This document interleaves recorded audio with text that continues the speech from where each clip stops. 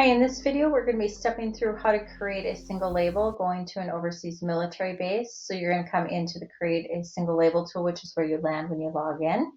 You're going to switch to APO, FPO, DPO, your ship date. My address information is already in here as the default from my address book. APO AE, we'll just put a zip code in here.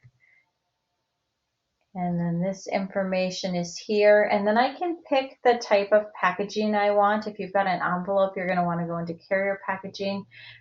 You can also, in carrier packaging, you can see this is where you'd find your flat rate boxes and the other information. I'm going to say that it's almost always cheaper to use a plain box unless, you know, you've got a super big, heavy package.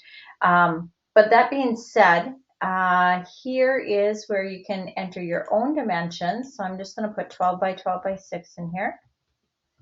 Oops. I'll put that it's 10 pounds. I've got dangerous goods, no. So the dangerous goods is anything, I'll just flip it to yes, you can see. This pops up on either yes or no.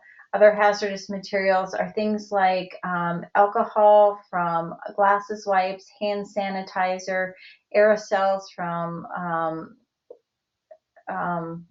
sunscreen or deodorant, or even shaving cream. Those are not allowed to go overseas. About the only dangerous good that can go overseas is a new, unopened electronics such as a cell phone or something like that, and then you've got to document that in your customs. But otherwise, everything else is pretty much restricted overseas. So you say, okay, I'm going to flip that back to no and say okay. You don't want to do a return label when you're going overseas, and you might have media mail, so maybe you're sending a bunch of books, so that's an option.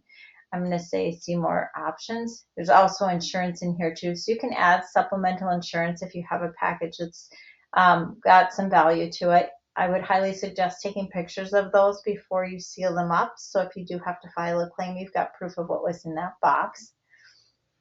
Once I click the see options, my options come up. Notice that this ground advantage, we don't really see a difference in timing to get overseas with this box, but you cannot use a priority mailbox with that. And I'm going to select that option. And since I'm using stuff from my address book, this information pops up. Since I do not have somebody in here for my ship to, it does not. So I'll put Sam Sailor in here. And I've got to fill out the rest of the address information. So maybe it's a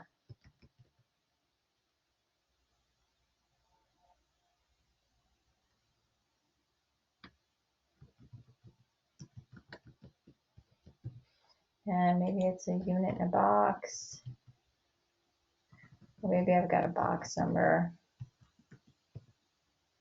And then APO AE 09306, which would not be the address for that, just as a side note. Prohibited items, you can click this to see that. We automatically default to a gift, and then you need to list the items here for your customs. So maybe you have Oreos that you're sending and you've got 2 of them and they're $4 a pack. Then you continue to add items until you're done. So maybe you have Nike sweatshirt. You've got 2 of those, and those are $25. You get the point to add the information, and then you can come down here and you can check out, and the label will print with your customs information on it. You'll get a link on the screen, and you put that on the box. If you have duplicate information, you can actually do 2 of those. So it's a good customs continuation. So if you got over 5 items here, you'll have a customs continuation. You'll put both of those on the box flap, and then you'll drop that off with USPS to get to the base overseas. Hope this helps. Thanks.